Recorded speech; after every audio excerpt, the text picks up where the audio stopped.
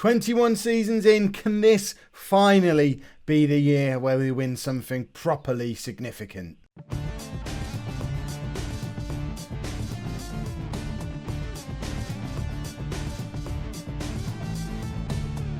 Hello and welcome to Season 21, Episode 1 of Non-League to Legend. I'm Kev, and coming up on today's episode, we've played a couple of games.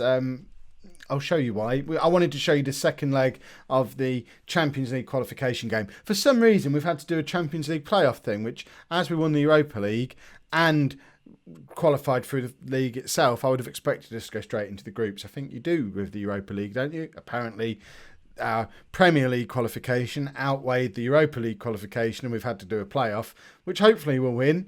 We're 2-1 up from the away leg, so we should be all right.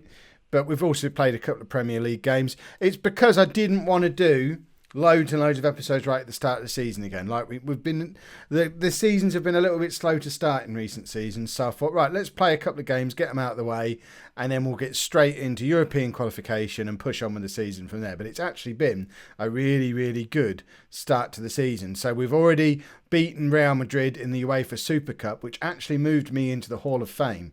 If we have a look on the old Hall of Fame, it is the nationality one, I think.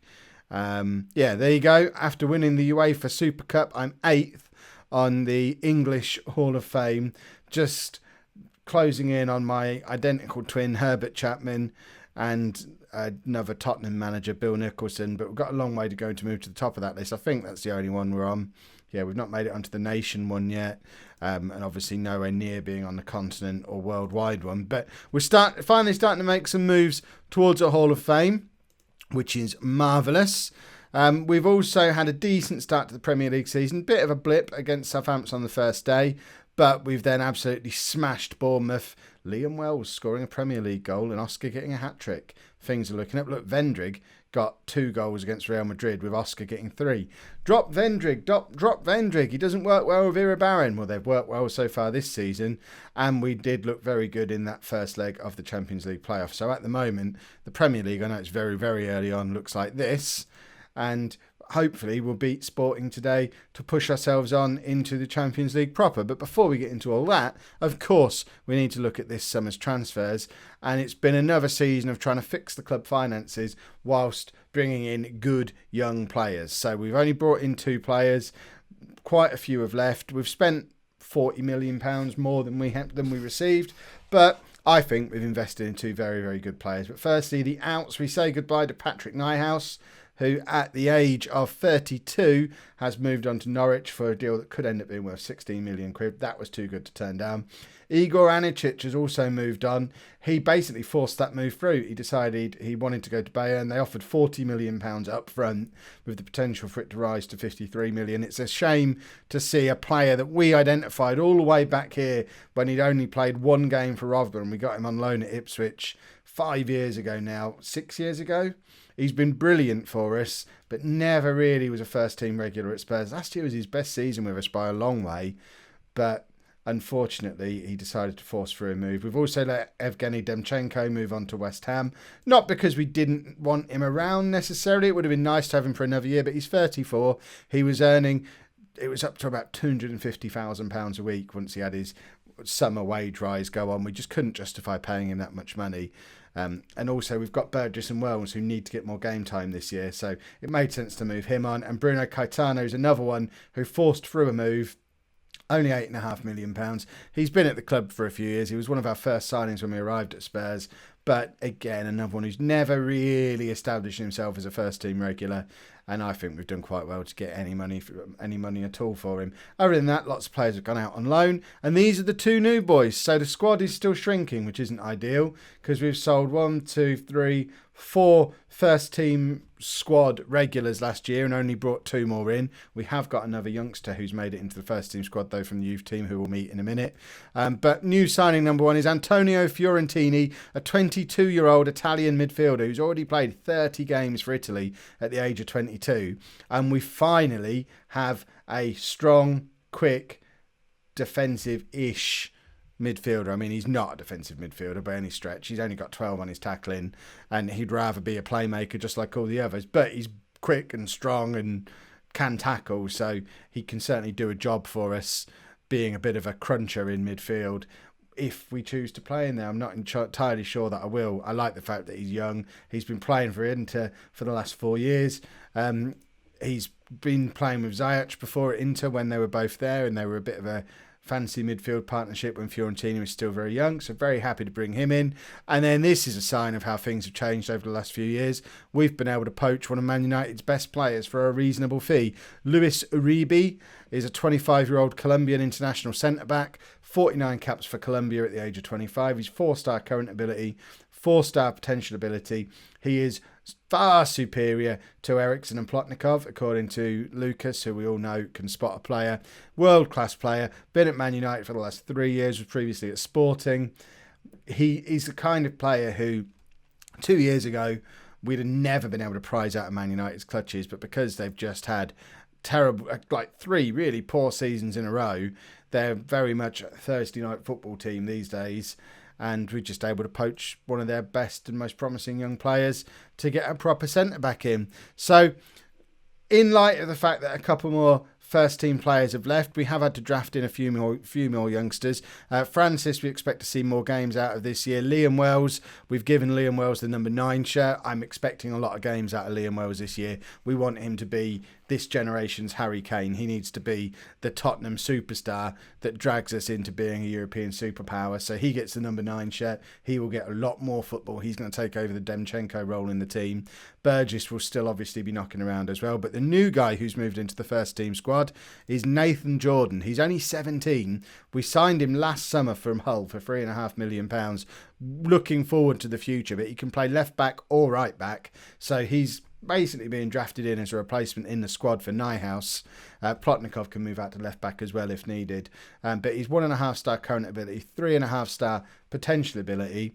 And between him and Francis, we've got 2 very, very young players with decent potential as our backups at fullback. But both Eriksen and Plotnikov can move out to fullback if needed, and with Uribe arriving, Eriksen and Plotnikov aren't guaranteed regular games playing at centre-back. Plotnikov, for example, hasn't started a game yet this season, so if we do have to rest Ribeiro, if he picks up an injury, Plotnikov can slot straight in as a first-choice replacement, and Jordan's just hovering around the squad for a year of experience, similar to how Francis and Wells got last year, but hopefully Francis and Wells get a lot more game time this time around. So that's the squad. We've got a couple more youngsters who are coming in January as well, who we didn't quite get sorted. I don't even know why they're coming in January. It might be because they're too young to arrive now. And they're both coming in from Scotland. Ross Langfield is a 17-year-old attacking midfielder who comes in from Motherwell for not very much money at all. And then we've gone back to one of our old stomping grounds and we're poaching a 17-year-old right winger from Hamilton. Not necessarily a sign that we're looking to move on to wingers, more a sign that he's one of the most promising young players we could find on our scout reports, because we've kind of hoovered up all of the 4 or 5-star potential players over the last couple of seasons who are under 20 on our scout reports. So we're just bringing in the last couple now. Why not? So the team that is going out there for the second leg against Sporting, and remember we're 2-1 up from the away leg, so as long as we don't lose the home leg, we do make it into the Champions League proper, but this is going to be the team that we try and do just that. We've got Igor in goal, a back 4 of Ribeiro, Eriksen, Uribe and Ndai. Fiorentini, Sedman and Ziyech to the midfield, with Ortega in behind Vendrig and Iribarren. Oscar has got 7 goals from 3 starts starting off this season, but I just want to give him a little bit of a rest. He's been struggling a little bit for fitness. And I forgot the other new guy who's made it into the squad, Joseph Owusu. I knew there was another one. He's another youngster. He came through our youth team. Played a couple of games towards the end of last season. 2-star current ability, 3-star potential. Can play centre-back and left-back. Probably not a long-term solution, but we'll give him a season in the squad. And you never know, he might come good and become a decent squad player for a few years. But let's get into this game against Sporting. If we manage to mess this up, I'm going to be very upset. Obviously, Sporting are a team that we played quite late on in the Europa League last year, if I recall, and we did rather well. We're just resting Oscar. We'll bring Oscar on if we need him, but I would like to think we shouldn't need him. The job should be mainly done against Sporting from the first leg. But if it's looking like we're in need of a goal with half an hour to go, then Oscar's there if we need him, and he is in incredible form at the moment. But we're seeing a little bit of a resurgence in Michael Vendrig so far this season. Now he's decided he doesn't want to leave. He's suddenly decided he can play with E01. I know there was a lot of talk towards the end of last season about the two of them not being able to play together. Apologies, I've not responded to any of those comments. They all came in over the weekend while I was at Comic-Con. There was like 100 comments when I came back and checked, and I just can't respond to them all. But the general consensus was E01 and Vendrig can't play together. Kev, sort it out. I think they can. So we're going to give them the first couple of months of the season, and then we've got Wells and Burgess hovering in the background to force their way into the team if need be. I certainly think there's benefits to not having Demchenko blocking a spot at his age. Regardless of how good he was last year, Igor collects across. Igor's still the man. I like Igor. He was the other one who got a little bit of stick. Igor and Vendrig were the villains last year, apparently, according to the comments. Ziyech with the chance to shoot. He does. Sticks it into, well, let's say the top corner until we see it in 3D. It's a lovely little finish. And so much space opening up there. It's a nice, really nicely worked move. If we have a look, is 3D ever going to load up? Just...